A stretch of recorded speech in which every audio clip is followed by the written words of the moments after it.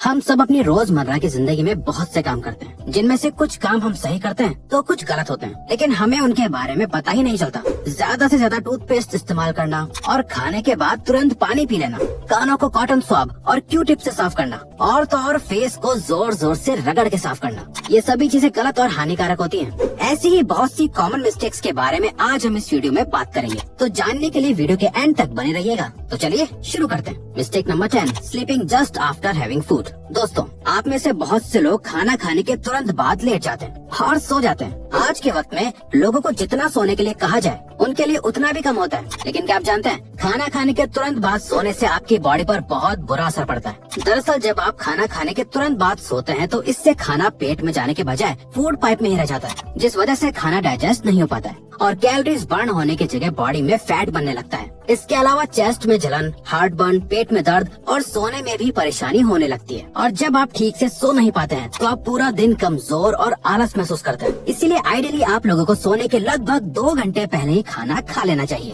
और तो और खाना खाने के बाद आपको थोड़ा घूम भी लेना चाहिए, जिससे खाना जल्दी डाइजेस्ट हो पाए। Mistake number 9, sharing makeup brushes and razors. Sharing is caring वाला कोट तो आप लोगों ने बहुत बार सुना होगा, लेकिन हर चीज को शेयर करना आपके लिए बहुत नुकसानदायक साबित हो सकता है। जैसे लोग अक्सर एक दूसरे के मेकअप इस्तेमाल कर लेते हैं, लेकिन क्या आप जानते हैं, ऐसा करने से आपको अलग अलग इन्फेक्शंस हो सकते हैं। असल में दोस्तों, हमने आपको पहले भी एक वीडियो में बताया था कि फेस और आई लैशेस पर पैरासाइट्स होते हैं, और जब आप एक दूसरे का मेकअप इस्तेमाल करते हैं तो ये पैरासाइट्स आपकी आंखों और फेस के अंदर जाकर इन्फेक्शन कर सकते हैं, जिससे आपको बहुत सी सीरियस प्रॉब्लम्स हो सकती हैं। वहीं दूसरी तरफ बॉयज एक दूसरे का रेजर इस्तेमाल कर लेते हैं, लेकिन क्या आप जानते हैं, फेशियल हेयर और बियर्ड के अंदर भी डेड सेल्स और बैक्टीरिया होते हैं, जो यूज्ड रेजर को इस्तेमाल करने से सीरियस इन्फेक्शन कर सकते हैं। आपको जानकर हैरानी होगी कि ऐसे बहुत से केसेस हैं जहां पर एक दूसरे का रेजर इस्तेमाल करने से लोगों को एड्स जैसी सीरियस बीमारी तक हो चुकी है। Mistake number 8, not cleaning the daily usable stuff. हम सभी अपनी डेली लाइफ में बहुत सारी चीजों का इस्तेमाल करते हैं, जैसे mobile phone, TV remote, switches, bed sheets and pillows, लेकिन इन सभी चीजों को बहुत रेयरली ही साफ करते हैं। क्या आप जानते हैं, इन छोटी छोटी चीजों को रोज साफ करने से आप बहुत सी बड़ी बीमारियों से बच सकते हैं। असल में दोस्तों, मोबाइल फोन, स्विचेस और रिमोट जैसी चीजों पर बहुत से माइक्रो बैक्टीरिया होते हैं, जो आपके टच करने से आपकी बॉडी के अंदर एंटर कर जाते हैं। और इसके अलावा आपकी बेड शीट पर भी बहुत सारे डेड सेल्स और डस्ट होती है, जिससे आपके इम्यून सिस्टम पर बहुत बुरा असर पड़ता है और आप जल्दी जल्दी बीमार पड़ने लग जाते हैं। इसीलिए आपको अपनी डेली यूज करने वाली चीजों को हमेशा साफ और सैनिटाइज रखना चाहिए। Mistake number 7, covering your mouth with your hand while sneezing and coughing.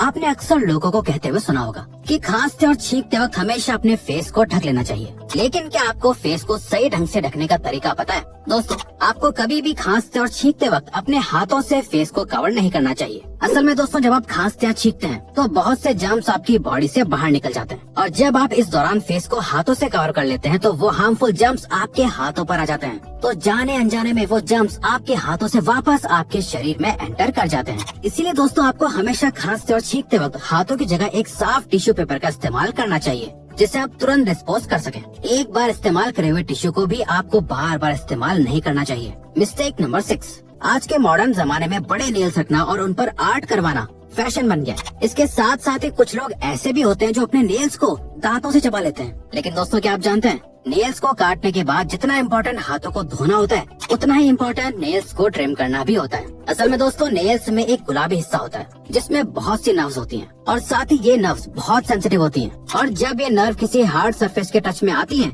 तो बहुत ज्यादा पेन और ब्लीडिंग हो सकती है। इसीलिए नेल्स को काटने के बाद ट्रिम करना बहुत इम्पोर्टेंट होता है। तो दोस्तों, अगली बार अपने नेल्स को काटने के बाद ट्रिम करना ना भूलें। Mistake number 5, drinking water just after having food.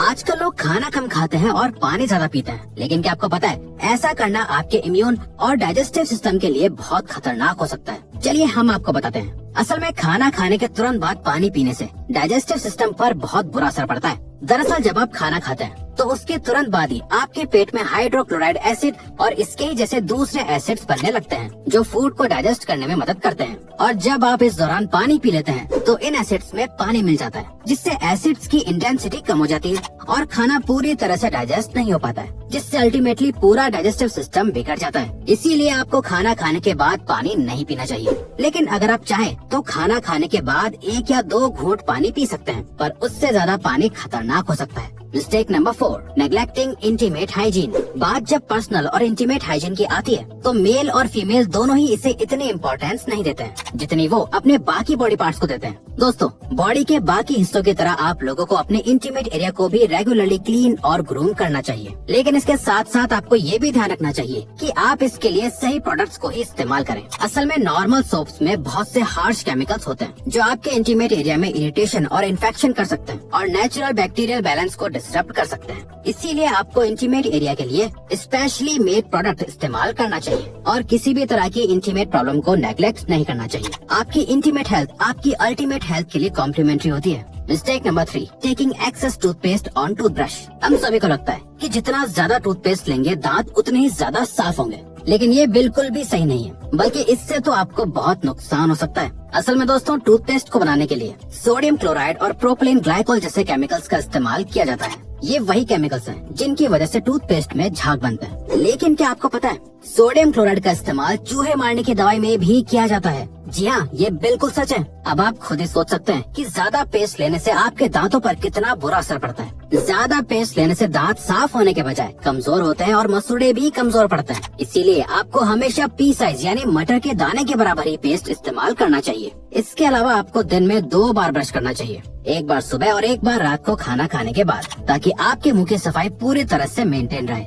Mistake number 2, using cotton swabs, Q tips to clean the inside of your ears. कान को साफ करने के लिए कॉटन सॉप्स और क्यू टिप्स जैसे टूल्स का इस्तेमाल बहुत आम सी बात है। लेकिन क्या आपको पता है, इन चीजों का इस्तेमाल आपके कान के लिए बहुत खतरनाक साबित हो सकता है। कान हमारे 5 सेंस ऑर्गन्स में से एक ऑर्गन होता है जो बॉडी का बहुत ही नाजुक हिस्सा होता है। दरअसल दोस्तों, कान की इनर कैविटी बहुत ही नाजुक होती है जो कॉटन सॉप्स और क्यू टिप्स जैसी शार्प चीजों से डैमेज हो सकती है। इसके अलावा क्यू टिप्स असल में वैक्स को कान के अंदर और ज्यादा पुश कर देती है, जिससे अल्टीमेटली ईयर ड्रम के डैमेज होने के चांसेस बढ़ जाते हैं और आप अपने सुनने की शक्ति खो सकते हैं। इसीलिए अगर आप अपने कान को साफ करना भी चाहते हैं तो इन टूल से आपको सिर्फ अपने कान के आउटर हिस्से को साफ करना चाहिए। कान के अंदर की डीप सफाई तो आपको किसी प्रोफेशनल डॉक्टर से ही करवानी चाहिए, या फिर अगर आप खुद भी अपना कान साफ करना चाहते हैं तो इससे पहले कान साफ करने के सारे इंस्ट्रक्शन समझ लें ताकि आपको कोई नुकसान न पहुँचे। Mistake number 1, cleaning face in the wrong way. दोस्तों, हर काम को करने का एक तरीका होता है, चाहे वो अच्छी राइटिंग करना हो या फिर अपने चेहरे को साफ करना ही क्यों ना हो। तो दोस्तों, क्या आपको चेहरा साफ करने का सही तरीका पता है? चलिए हम आपको बताते हैं। आपको कभी भी अपने फेस को जोर से रगड़कर साफ नहीं करना चाहिए। फेस की स्किन बॉडी की स्किन से ज्यादा सेंसिटिव और पतली होती है, और जब आप इस सेंसिटिव स्किन को रगड़ते हैं तो इससे स्किन के फटने और सेल्स के मरने के चांसेस बढ़ जाते हैं,